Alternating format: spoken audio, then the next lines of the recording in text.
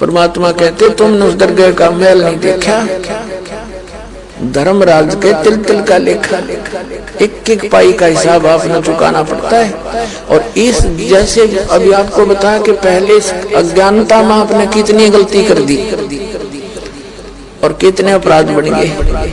कसाई तक का भी उदाहरण दे रखा है कि सदना नाम का कसाई था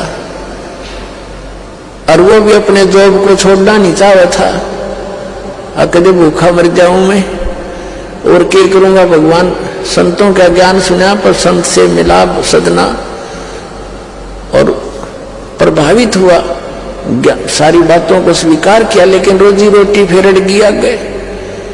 संत परमात्मा स्वयं आते हैं साधु रूप बना के अपनी प्यारी आत्माओं को सतमार्ग बताते हैं। कबीर परमेश्वर आते हैं साधु रूप में बैठे थे तो सदना कसाई ने सत्संग सुना, परमेश्वर जो संत रूप में आए हुए थे कबीर जी, बड़ा प्रभावित हुआ, अपने कर्मों की तरफ झांका और कहा भगवान मैंने तो नाश कर दिया, क्या मेरा भी उद्धार हो सके गुरुदेव, हे महात्मा जी।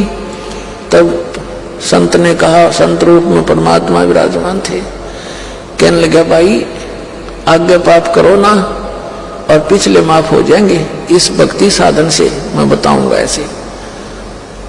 वो कहने लगा जी, परमात्मा ने पूछा तू कौन है भाई, कि मैं कसाई हूं जी, मैं कसाई हूं, कसाई सदना कसाई, सदना नाम मेरा सदना नाम है, क्या मेरा मुझ पापी का भी उद्धार हो सकता है। परमात्मा ने कहा भाई होगा, कति हो जाएगा, पर बेटा आज्ञा ना करिए। कहने लगा जी क्यों कर बात बनेगी, और तो कोई साधन नहीं रोजी रोटी का। परमात्मा संत जी ने कहा, परमात्मा संत रूप में बैठे थे, बेटा पेट में भगवान ने पाला तू, जब कौन रोटी लेकर जाया करता तेरी, कौन पहुंचाता था, और माँ के गर्भ से बाहर आते ही माँ के सतन में दूध दे दिया, उससे पहले दूध नहीं था, तो क्या अब वो तेरी संभाल नहीं करेगा। लेकिन ये तो एक हमने औपचारिकता सी बातें लगती हैं क्योंकि हम दूसरे रंग में रंगे हुए। कहने लगा जी मेरा तो काम ना चले, बालक भूखे मर जाएंगे, मेरा तो कोई काम नहीं, मैं तो नौकर हूं एक कसाई का और मन्नत तो ये काम करना पड़ेगा। तो परमात्मा ने सोची भाई ये तो सारे बांध रखे काल में। कहा, परमात्मा ने कहा बेटा इसने छोड़ दे तू। तो सदना कसाई कहने लगा महाराज जी कुकर छोड़ू भूखे मर जाएंगे, बालक नाम लेना चाहे उठे नहीं, मेरा उद्धार कर दे गुरुदेव, उद्धार कर दे, मैं तो कति नरक में गया। परमात्मा बोले भाई नो दोनों बात क्यों करोगी मेरे। फिर परमेश्वर ने सोचा चल भाई चाकस होती है इसकी तो बहुत जबरदस्त इच्छा भगवान में। तो मालिक ने कहा ठीक है बेटा तू यूं करिए, एक अपना लिमिट बना ले कि इससे ज्यादा नहीं बकरे काटेगा, जितनी तू ज्यादा से ज्यादा बना ले, पर वही है वचन पे। अब सदना बोला जी ठीक है। उसने सोचा रोज के 5-4 काटने पड़े हैं, हम बेईमान से कहने लगा अब जी 100 तो ज्यादा नहीं काटूंगा डेली। परमात्मा बोले अच्छा भाई जाता ठीक है बेटा, दे रही है वचन पे, अकजी पक्का हूं मैं वचन का। चला गया। अब क्या हुआ कि उस शहर में राजा की लड़की का ब्याह हो गया, बरात आ गई और उसमें बकरे दारू चल रहे। मुसलमान बादशाह था, मतलब मांस तो आम खाते हैं, दारू शराब तो नहीं होगी खैर।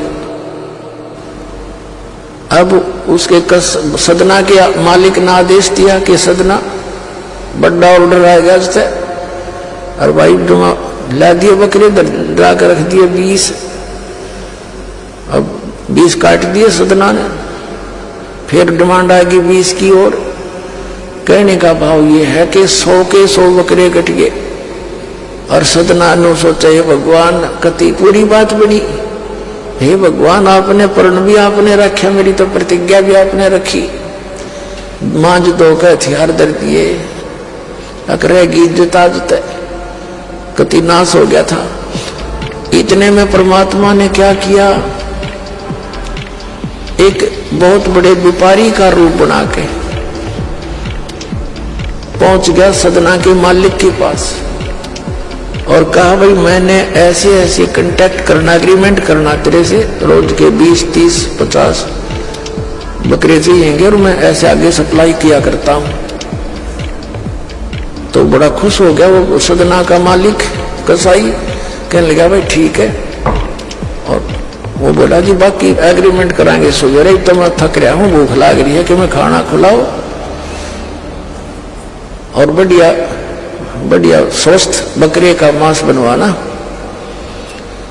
अब कसाई ने आदर किया नौकर के, सदना इधर आ। अब वो सदन कसाई आ गया, खां जी कि एक बकरा काट फटाफट। और बड़ा व्यापारी आया है, बड़ा एग्रीमेंट हो गया है, वो होगा बड़ी बढ़िया अच्छा। और भोजन तैयार करा, भेद रसोई में। अब सदना के तात पर फूल गए, क्या वह बात बिगड़ गई भाई, तो ना बड़ी बात, आज तो प्रतिज्ञा भंग होगी। अब उसने सोचा कि जब बकरा ना काटूंगा तो यू मालिक नौकरी तो निकालेगा, और जब बकरा काट दिया तो वचन भंग हो गया, मेरी तो बात बिगड़ गई दोनों तरफ से। तो उसने सोचा एक आदमी का भोजन बनेगा, तो उसने क्या सोचा कि बकरे के नले नले काट दूं अंडकोश, अब मेरा पर्ण भी रह जाएगा और भोजन भी बन जाएगा एक आदमी का। हथियार उठाया और बकरे के वो नले काटने चाहे, बकरा बुला दिया परमात्मा ने बोला सदना और देख भाई मर्यादा ना तोड़े, ना जाने कितनी बार तो तू बकरा बन लिया और मैं बना कसाई, और देखियो मैंने तेरे गल काटे हैं, तेरे को ऐसे नहीं काटा जैसे तू काटने जा रहा है। अब सारी रात तड़प कर मरूंगा मैं, तब भी फिर मैं ऐसे ही काटूंगा तेरे को, ये देख लेना। अब बकरा किस सदना किसके बकरे काटे था, हाथ मत कर छूट गई, कप्पा खड़ा खड़ा बकरा बोले ना काटर बैठ कर रोए। मालिक ने बाट देखी, रसोई में आवाज लगाई, रसोई से संदेशा गया जी अभी तक आया नहीं, मटेरियल पदार्थ नहीं आया, बनाऊं कुकर। खुद मालिक गया, सदना से कहा कि सदना क्या करा तूने, काटा नहीं बकरा। मैं नहीं काटू मालिक, मैं नहीं काटू। उसने सोचा तो दुश्मन है, ये प्रसन्न नहीं है मेरा इस एग्रीमेंट से, ये काहे का नौकर है। अब तू नहीं काटे ना मैं काटू। उठा गुस्से में सदना के दोनों हाथ काट दिए उसको साई मालिक ने, अरे एक मारी लात करते पैर काट दिया। अब जैसा भी ट्रीटमेंट वगैरह करा करो का, महीने 2 महीने रो पीट के उन्हें सोची क्या करूं भाई। उसने सोचा चल पड़ी यहां से। उस संत ने कहा था मैं वहां जगन्नाथ के मंदिर में रहता हूं, वहां आ जाना। उस जगन्नाथ के मंदिर की तरफ चल पड़ा। भाई परमात्मा ने जब इतना चमत्कार दिखाया है, बकरा बोलिया इसे बुंडे काम ना मैं तो कदे भी ना करो, मरो से जीवा से भूखे मरे। आदमी की कही तो ना सच्चा पर वह तो सच्ची होगी, सामने तो जुल्म हो गया। यूं तो बहुत बुरा जो है ना एक रूटीन है, यू नहीं करें भाई कति भी। संत साची के थे वो उस दिन बच्ची उसके उस गुरुदेव के पास समाधान के लिए चल पड़ा।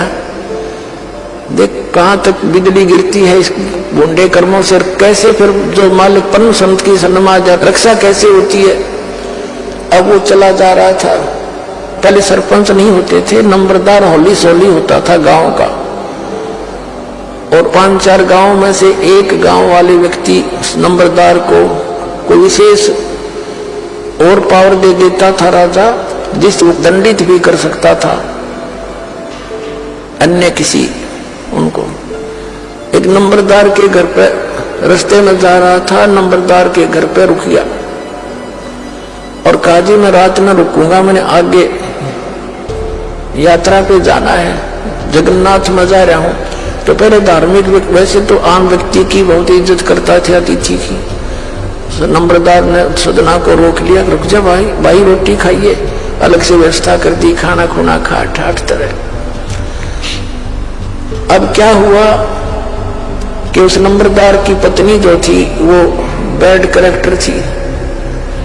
उसने सदना के साथ दुर्व्यवहार करने की चेष्टा की। वह रोने लग गया, माई वो तो वहां दुखी व्यक्ति हो, रात काटनी है, काटन दे तो काट दे, न मैं भी चला जाऊंगा।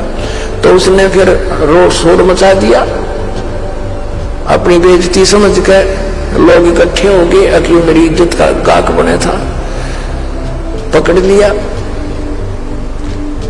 और वहीं उस शहर के अंदर, साथ में शहर था, वहां ले गए। राजा था, वहां का नवाब था, उसके सामने उसको पेश किया गया। उसको सजा सुना दी कि इसको मीनार में चिन दो, भुगत कर मरे। इसको कितना नंबरदार ने इसको इज्जत से रखा, इसने धोखा किया, उसी के साथ पत्नी के साथ दुर्व्यवहार करने की चेष्टा की। और उसकी पत्नी ने गवाही दे दी, जी मेरे ऐसे ऐसे स्वतन पकड़ लिए इसने।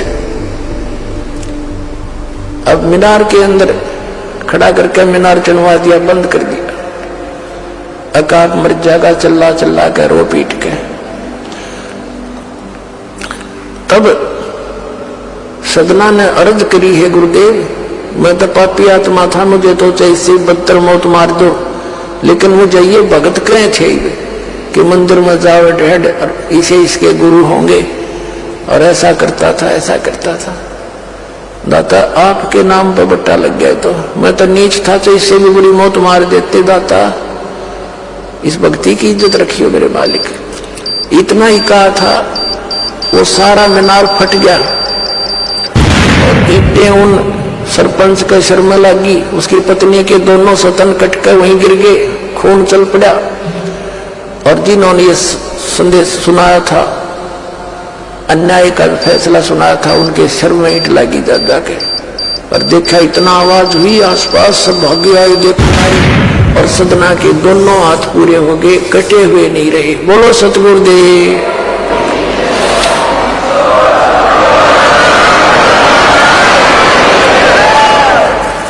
तो कहने का भाव ये पुण्यात्मा, हम मर्यादा इतनी भारा मान रहे हैं तो भगवान के मार्ग पर चलने वाली, और उनसे ही लाभ होगा।